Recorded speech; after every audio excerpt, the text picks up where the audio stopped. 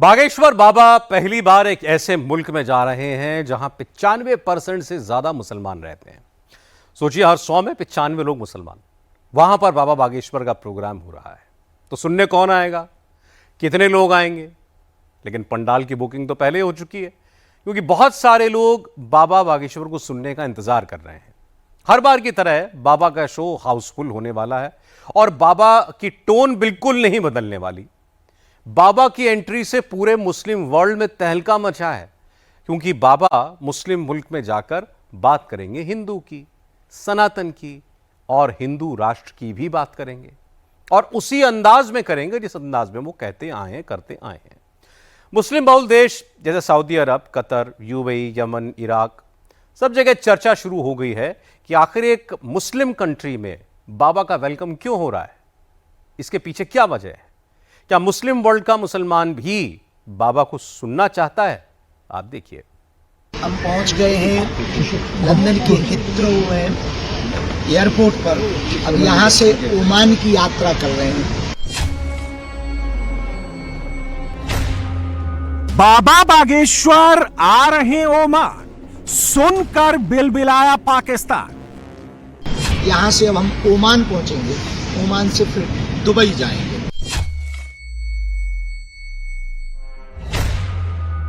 बाबा Oman से जाएंगे Dubai. Pakistan की चीख निकल गई। बाबा बागेश्वर की मुस्लिम कंट्री में एंट्री हो गई है। मुस्लिम वर्ल्ड में बाबा बाबा शुरू हो गया है, और यह देखकर पाकिस्तान का फ्यूज उड़ गया है, क्योंकि अब तहलका मचने वाला है। बाबा बागेश्वर जिस मुस्लिम मुल्क ओमान में कथा पढ़ने वाले हैं, वहां मुस्लिम आबादी 52 लाख है, हिंदुओं का नंबर सिर्फ 90,000 है। दुबई में मुसलमानों की आबादी 29 लाख है, हिंदुओं की आबादी सिर्फ 6 लाख है। यहां से अब हम ओमान पहुंचेंगे, ओमान से फिर दुबई जाएंगे। ओमान में 3 दिवसीय कथा का आयोजन करेंगे और वहां भी हनुमान जी से यही प्रार्थना करेंगे, एक वर्ल्ड एक परिवार, एक विश्व एक परिवार।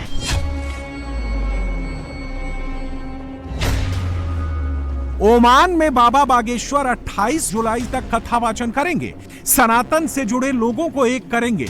दुबई में बाबा बागेश्वर की कथा 29 जुलाई से 31 जुलाई तक चलेगी, और ये 7 दिन ही पाकिस्तान को बहुत भारी लग रहे हैं। दुबई और ओमान दोनों जगह मुसलमानों का दबदबा है, हिंदुओं का नंबर कम है, फिर भी पाकिस्तान की नींद उड़ी हुई है, क्योंकि पूरे पाकिस्तान को बाबा का लंदन कांड याद आ रहा है। क्या कोई बाप अपने बेटे का बुरा चाहता? बोलिए जरा, दिल से बोलो। शायद एकाध कोई ऐसा निकम्मी वो बाप भी कहलाने लायक नहीं होगा, पर बाप यदि सच में बाप होगा, हम तो कभी पाकिस्तान का बुरा नहीं चाहते। भला हो, कोई बाप अपने बेटे का बुरा नहीं चाहे। यूके में मुसलमान आबादी 40 लाख है, हिंदू आबादी 11 लाख है, लेकिन बाबा वहां भी नहीं रुके। पाकिस्तान को खूब धोया, पाकिस्तान की खूब फजीहत की, और पाकिस्तानी ये सोच सोच कर ही परेशान हैं कि वैसा ही चैप्टर अब ओमान में भी शुरू होने वाला है, दुबई में भी होने वाला है। उन्होंने कहा कि हम पाकिस्तानी हैं, तो क्या पाकिस्तानी भारत को प्रेम नहीं कर सकता? हमने कहा भारत तो बाप है, और बेटा बाप को प्यार नहीं करेगा तो भला किसको करेगा यार? किसको करेगा? अब कोई बेटा बाप को बाप ना माने तो इसमें बाप की गलती नहीं है, बेटा ही निकम्मा।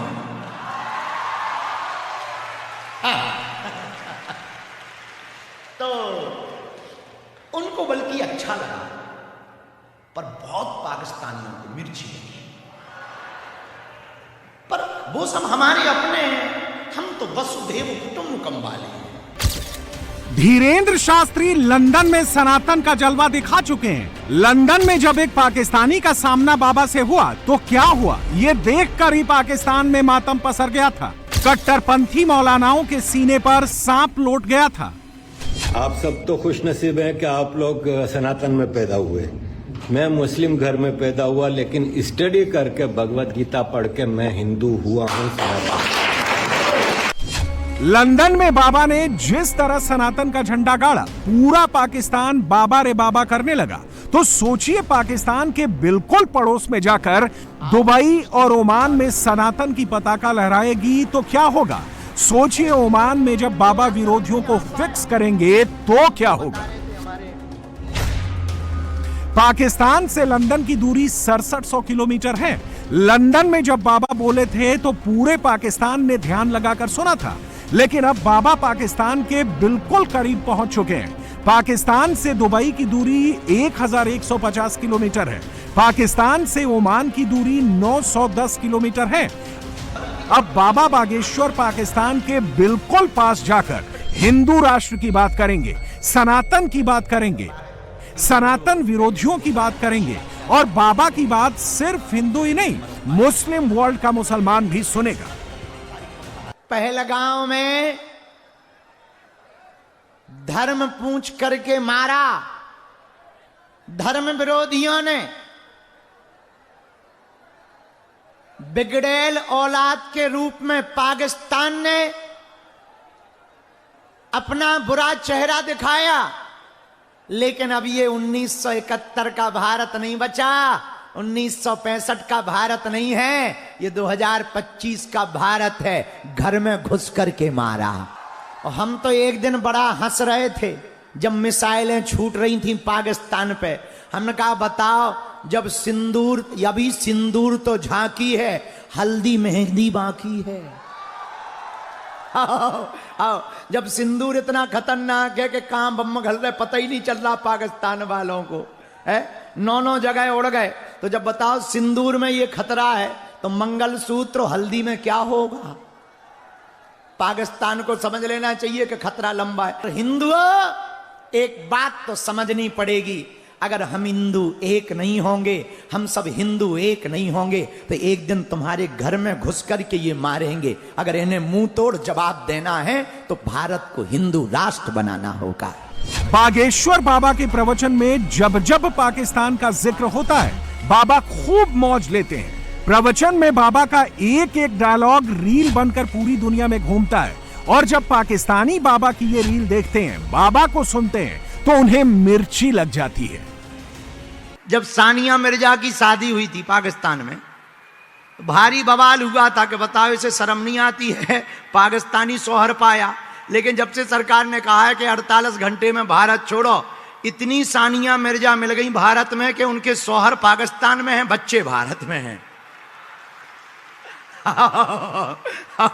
अब बताओ लो कितनी गजब की औरतें हैं। 80,000 औरतें ऐसी मिली भारत में जिनको खसम पाकिस्तान में है, पर जो है राशन भारत को खा रही हैं। धन्य पाकिस्तान वालों, हम समझ गए। बताओ तो, अच्छा पाकिस्तान वाले भी शौहर वो खसम हैं जो कितने खतरनाक है, लुगाई भारत में छोड़े हैं। अच्छा बताओ, हमें बड़ी हंसी आई रात भर। हम कहे जिन लोगों से लुगाई नहीं संभल रही वो देश क्या खाक संभालेंगे। हिंदुओं, जब तक हम हैं, जो हो रहा है बहुत बुरा हो रहा है, लेकिन हम प्रण लेकर बैठे हैं, जब तक भारत हिंदू राष्ट्र नहीं बन जाएगा तब तक हम चुप नहीं बैठेंगे। आओ कुछ दिन तो गुजारो दुबई। पाकिस्तान जानता है, पूरी दुनिया जानती है, बाबा अपने मंच से विरोधियों पर जमकर पंच करते हैं। सबको पता है धीरेन्द्र शास्त्री सनातन विरोधियों को कतई माफ नहीं करते, हिंदुस्तान के दुश्मनों को तो बिल्कुल नहीं छोड़ते, चाहे वो हिंदू ही क्यों ना हो, हिंदुस्तानी ही क्यों ना हो, किसी भी जाति किसी भी धर्म से जुड़ा क्यों ना हो। लंदन में बाबा बागेश्वर ने भारत के भगोड़ों को भी टारगेट पर ले लिया था। कुछ लोग हैं भारत के, भारत का कर्जा नहीं चुका पाते तो यूपी में आके रहने लगते हैं।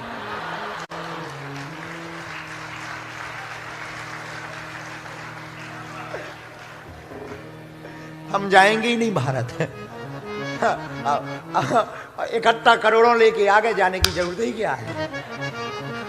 कुछ लोग होते, हम लोग होते तो यही करते, पर वो ईमानदार आदमी था। आप लोग गलत अर्थ मत निकालना। क्योंकि हमें कोई कंट्रोवर्सी में नहीं पड़ना है। पहलगाम हमले के बाद भारत ने जो सबक सिखाया वो मुनीर की फौज और पाकिस्तान को अच्छे से याद है। आतंकवादी मुल्क की कैसी बेइज्जती हुई थी दुनिया में कोई नहीं भूला। पाकिस्तानियों को उस दौर में बाबा बागेश्वर का एक एक डायलॉग याद है और डर लग रहा है कि बाबा कहीं प्रवचन का वो हिस्सा फिर से शुरू ना कर दे, मुस्लिम वर्ल्ड में जाकर ओपन चैलेंज ना दे दे। अच्छा एक बात बताओ, मान लो कोई अपन को धमकी दे ऊ वाले, तो सब लोग कथा में जितने बैठे उतने चल पड़ोगे हमारे साथ? बस इतना ही में तो हिंदू राष्ट्र बन जाए। तीनों पंडालों के लोग चलो भर, टटरी भर जाने उनकी। दुबई, लंदन, ओमान या इंडिया, जगह कोई भी हो, बाबा का टारगेट सिर्फ और सिर्फ सनातन के विरोधी होते हैं। बाबा का मंच कहीं भी सजा हो, भक्तों की संख्या कितनी भी हो, बाबा का मेन फोकस विरोधियों पर रहता है, सनातन को मजबूत करने पर रहता है। हिंदुओं और हिंदुत्व का कोई भी विरोधी हो, कितना भी मजबूत हो, देश में हो या विदेश में, बाबा पीछे नहीं हटते। और जो हैदराबाद वाले भाई साहब नहीं है, हैदराबाद वाले, वो कहते थे 15 मिनट आ जाइयो हमारी पद यात्रा में, हम बता भी हिंदुओं के 15 मिनट क्या होते हैं। अच्छा लोग कहते हैं कि गुरुजी तुम ऐसी धमकियां क्यों देते थे? हम धमकियां थोड़ी देते हैं, जिस दिन हमसे फंसेंगे हम उनके घर के बाहर ही कथा का पंडाल लगाएंगे। आओ, हमारा हलवा कर लेंगे, भगवान की कृपा है अभी हमारी शादी नहीं भाई, तो हमें टेंशन नहीं है, कौन लोग आई है।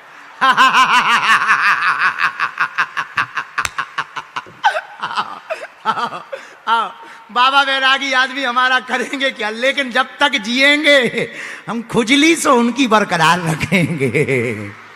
आओ, लेकिन हाँ हिंदू एक बात गांठ बांध लो, अभी नहीं तो दुनिया के अंदर हिंदुओं की आबादी 140 करोड़ से ज्यादा है, लेकिन कहीं हिंदू जाति के नाम पर बटा है तो कहीं भाषा और राज्य के नाम पर। बाबा बागेश्वर का टारगेट बटे हुए कटे हुए हिंदुओं को एक सूत्र में पिरोना है। इसलिए जिस देश में भी हिंदू मौजूद है, चाहे उनकी संख्या हजारों में ही क्यों ना हो, बाबा अपना एक सूत्रीय कार्यक्रम लेकर पहुंच जाते हैं। विदेश इसलिए आते हैं, 2 हिंदू ही सही, कम से कम 2 हिंदू एक होंगे तो 1 पे 1 11 हो जाएंगे। कथा सुनाना तो बहाना है, असलियत में हिंदुओं को एकता के सूत्र में लाना है। प्रभु सब कुछ कराना, पर कभी ऐसा हमसे कुछ मत कराना कि हिंदुओं को नीचा देखना पड़े। धीरेन्द्र शास्त्री का मकसद हिंदू राष्ट्र बनाना है। भारत हो या मुस्लिम मुल्क, हर जगह वो खुलकर इसका ऐलान कर चुके हैं।